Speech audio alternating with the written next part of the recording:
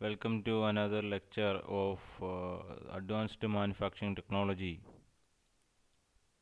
We have completed Module 3 and today we will be starting Module 4. And the first topic is laser beam machining. Okay, so let's go to the topic straight. It is laser beam machining. This will be LBM lecture 1, means laser beam machining lecture 1. And I have taken the help of NPTEL for making the video. Now what are the contents here? This is the recap of lecture 7, then introduction to laser beam machining, then principle of laser. So we will be dealing with these three in today's class. So in lecture 7, what did we learn? We learned various process parameters and the range of values. Then we learned various process characteristics, learned the difference between process parameters and process characteristics. Then process parameters are those physical variables involved in the process. Then process characteristics are those parameters that significantly affect the performance of ECM. And what are the performances of ECM? Material removal rate, surface finish and tolerance. So these things were learned in lecture 7. Now introduction to LBM. See, we are dealing with the non-conventional machining processes where no tool has a direct contact with the workpiece, and in this laser beam machining, beam in the form of laser is being used to cut or machine the materials. Means the cutting tool here is a beam of laser. So what that means is there is no physical contact or direct contact between the tool and the workpiece like the previous machining processes.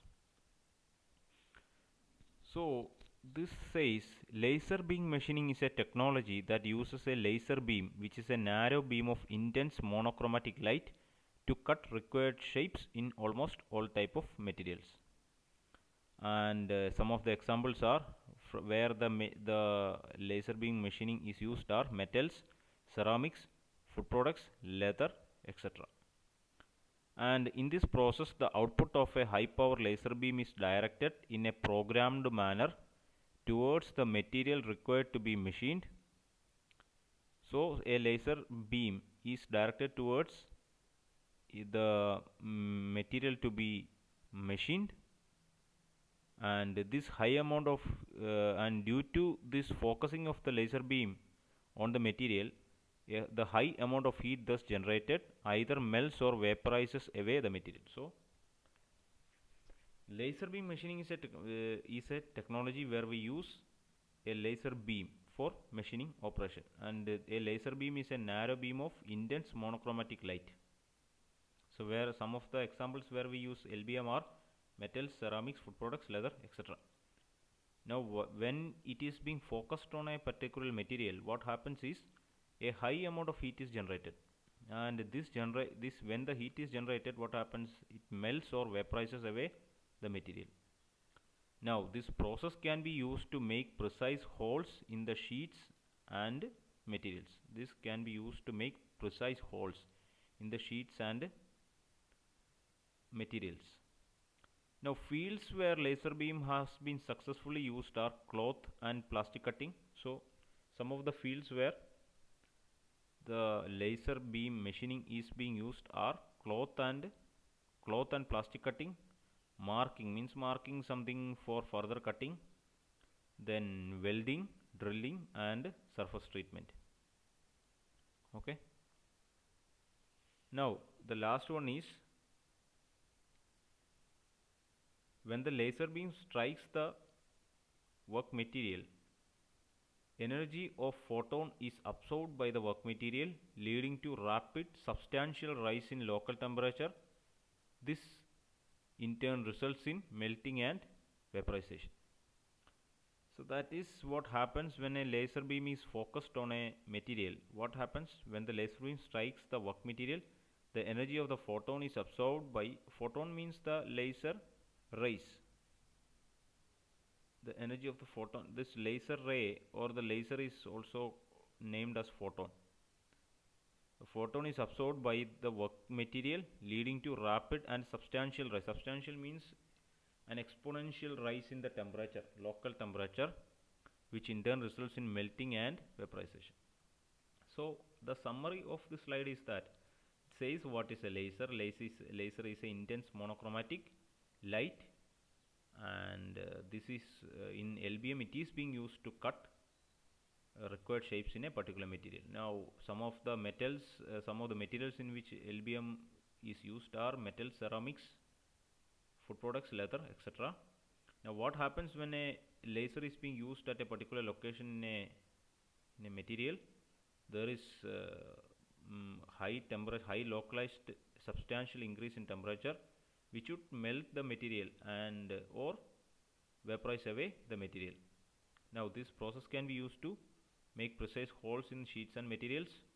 It also, we said, some of the fields where the LBM is used are there's cloth and plastic cutting, then marking, welding, drilling, and surface treatment. Okay. Now let's move to the principle of laser. So before learning the principle of laser, see, this is an acronym. The word laser is an acronym, and what is its full form? Where is it? What is its full form? Light amplification by simulated emission of radiation. Light amplification by simulated emission of radiation. See, this full form, it is being asked in many of the competitive examinations. Even in PSC or some SSC examinations, they give four different full forms and they ask to choose the right one. So you must know the full form of laser. This is light amplification by simulated emission of radiation. So when does the simulated emission of radiation happen? That is being explained here. When an atom absorbs a quanta of energy from an external source, and that is generally a light source, the orbital electrons of an atom jumps to a higher energy level. The electron later drops to its lower energy orbit and releases the absorbed energy.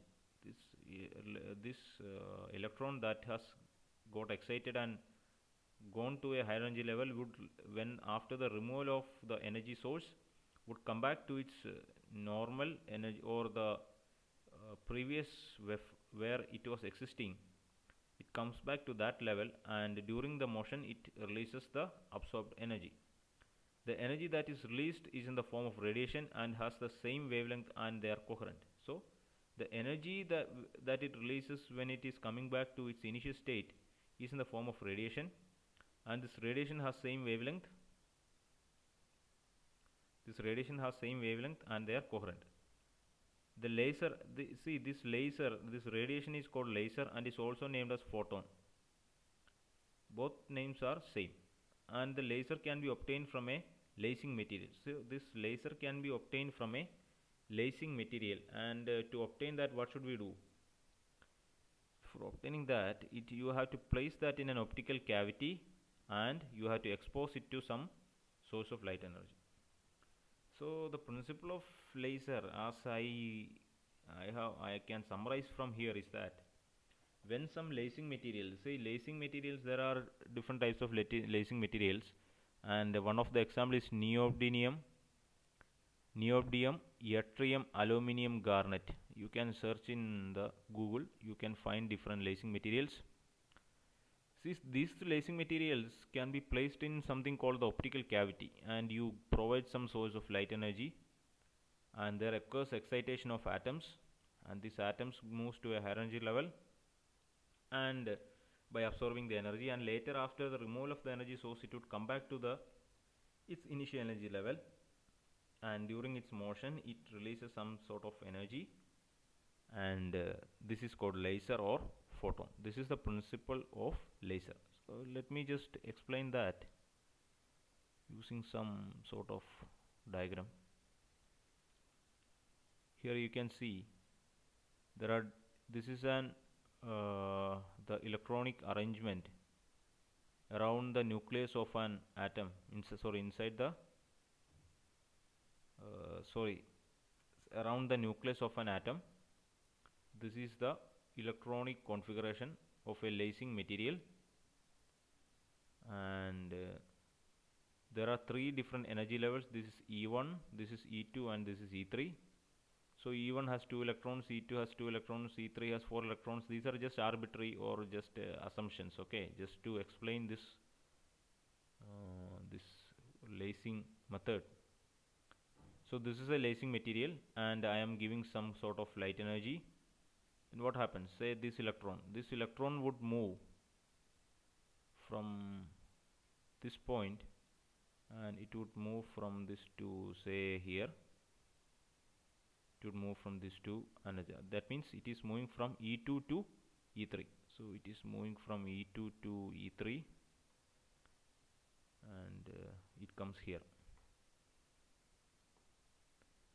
So this electron which was here would come to here by absorbing certain energy. Say that energy be E. So the energy here, let it say E, is being absorbed by this electron, and it moves from here to this here. See, at this level this electron is not stable. An electron is not stable, and it would always try to come from here and back to this position that was kept vacant during its travel. So what happens? So this happens when the energy source is being removed. So this would again come back from here to, it would come back from here to this point. It would come back from here to this point, and during its movement it would release some sort of energy. It would release some sort of energy that was absorbed, that is E, and it would release some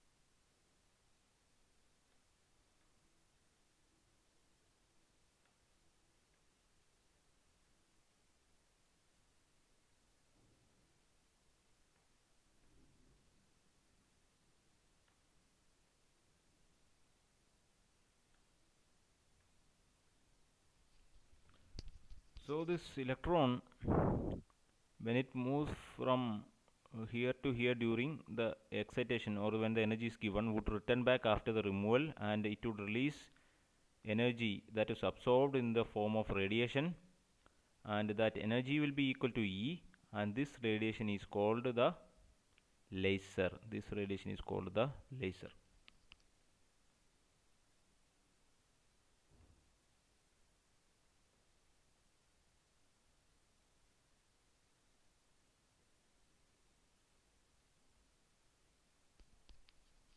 And it is, the other name for that is photon.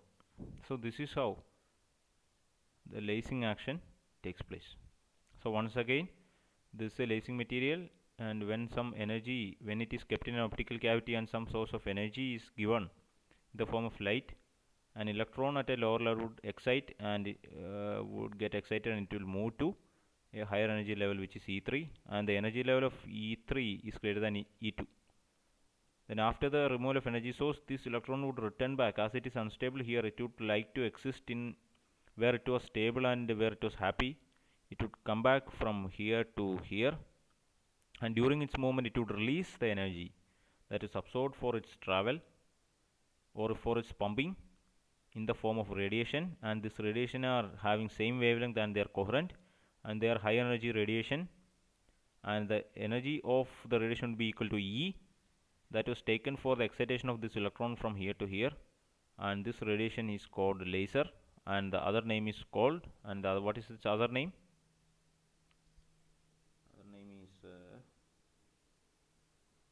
Other name is photon. Okay, so I am concluding this lecture, and we will be continuing the laser beam machining in the next lecture. Thank you.